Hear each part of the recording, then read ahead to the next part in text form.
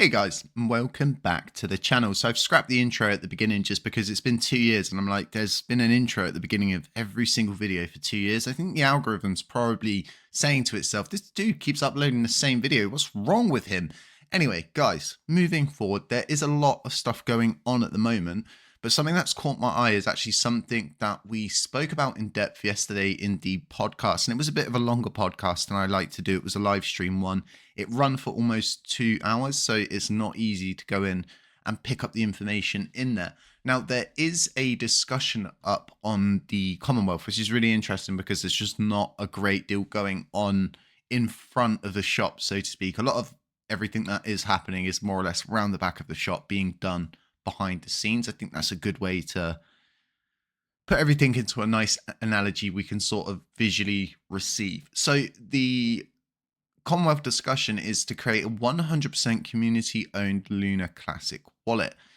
And this is more or less exactly what it's saying off face value. The only difference is they want a third-party non-custodial developer paid from the community pool to build a wallet to be 100% owned by the community/chain, full wallet code to undergo audit after completion, and to be made available on both Google Play Store and Apple App Store. So there's a lot of issues with this. We do have community-owned wallets. There are different ones out there. I would even go as far to say that LUNC-Dash's wallet system is chain-owned. If you guys want anything on there, just let me know. We'll put it on there. If you don't want something on there, we'll take it off. It's as simple as that. It's there for you guys. And you've got Classic Wallet, which Strafe provides. You've got Hexagon Wallet. There's so many of these wallets now. It's just become laughable to even try to pay someone to create a wallet because we just don't need it. And the reason why I'm saying that is because if we are this chain-owned sort of decentralized situation, then really we don't want a centralized entity. We want a lot of these decentralized tools made available to different users who want to use, for example, say their projects that they support, they want to use their infrastructure, so they will use their wallet infrastructure. It's all becoming very decentralized here. But what we need to understand is, as a blockchain, being Lunar Classic, we do not have a legal entity at the helm. There's no one at the top that we can go, they're responsible for the chain, they can put their name on everything. And even with CEX listings, and we're very fortunate we have all of the listings that we have because A, you have to pay about $1 million to get listed on a tier 1 exchange. And then B, you need to have a legal entity to sign the agreement, to do all of the paperwork, to be responsible for the blockchain. And it's the same when you want to do anything to do with the Google Play Store or the Apple App Store. Your app has to be registered under a legal entity, a steward, a person, someone who's responsible. And that's a huge responsibility to take on as an individual, then responsible for this whole blockchain because you decided to be the person behind the Google Play Store and Apple App Store. And the likelihood is this person would be used and abused by people like the SEC in an instance where they wanted to target our blockchain. It gives them a single point of attack. So in essence, it's very dangerous. And I'm not saying this 100% community-owned wallet for Lunar Classic is not a good idea and we shouldn't do it. You know, if somebody wants to build this and they want to really go the mile, they want to put their name behind this, they want to be responsible for everything, absolutely go for it. But the legal ties in that realistically are that you have to be the legal entity on the paperwork. And we just don't have anybody who's going to do that. So a lot of people are discussing this at the moment, but I wanted to kind of get my opinion up and let you guys know, if you didn't know already, that we do have chain-owned infrastructure, whether it be through Classic Wallet, Hexagon, LUNC-Dash, all nodes even provide some infrastructure. It's out there, it's readily available, and we're past that point. Although it's a good idea, it's a bullish move, and we've all wanted our own wallet infrastructure for a long time. I think we're past that. I think if we were to hire anybody, we should hire a team to do tax to gas.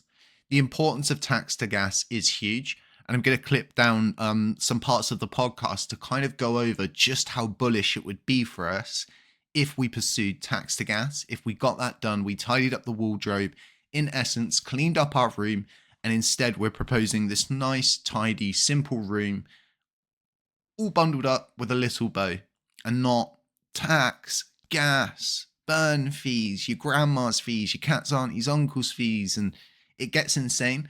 CEXs in themselves don't want to see this. And honestly, as much as I'm not a sucker for burning, although I am a sucker for burning, we probably have a better chance of getting the 1.2% burn tax. That's right, the 1.2% burn tax. No, not the 0.4 or the 0.2. I'm talking about 1.2%.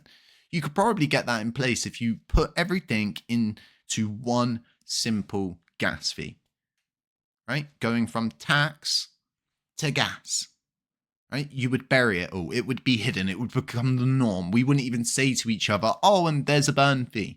It would just be the norm. It would just be part of the system structure, how it's built, how it's developed. And it would be widely accepted, because as much as people think, oh, having the lowest fees, it's going to attract the most amount of developers. And no, it doesn't work like that. It really doesn't work like that. You need good infrastructure to people to build out and develop on. And the way our infrastructure is going to get better over time, you guessed it, is by reducing the amount of overall circulating coins. And as much as I'm not, and I am a sucker for burning, I will always lend credence to the idea of burning and how it can be used and utilized in a positive and bullish manner moving forward.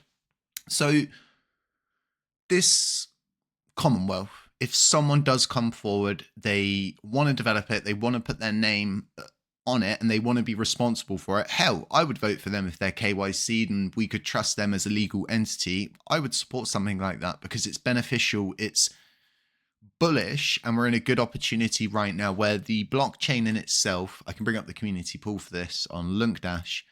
The community pool in itself has got a considerable amount of funding, and right now is the time when we should be thinking to ourselves as a blockchain, we should probably do some marketing campaigns, a few different things. We should spend some of this money instead of letting it just sit there and get bigger and bigger and bigger to the point of where people will say there's so much in there, we should just burn it. And that's a really silly thing to do. We should use it for development. We should use it for marketing. We should use it to raise awareness about the LUNC chain and about how it can outlast the Luna chain. How it, if it comes down to a war of attrition, this chain is going to be where it is at. I think this is going to be all really important stuff moving forward. We are what, 8, 9 days, between 7 and 9 days from the halving event. So 9 days. We're so close to this now that every single thing we do matters. Every decision, every back step, every hurdle, every left step, every right step, every mine we jump over, okay, it matters. And it's going to have an effect on how we move in this overall bullish market, which is the halving event. And it's not going to happen again for another 4.5 years. So we've got one shot to kind of not get this right, but kind of get this right now, if that makes sense. So hopefully we see a development team that want to come and develop tax to gas. They propose again like they did previously, and hopefully they get approved.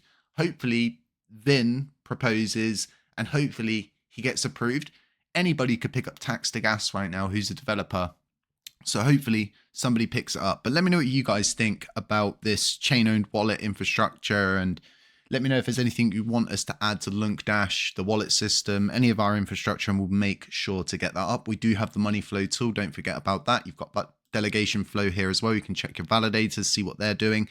And yeah, it's a really important tool. But guys, other than that, stay safe, stay humble, stay aware. And as always, I'll catch you in the next one.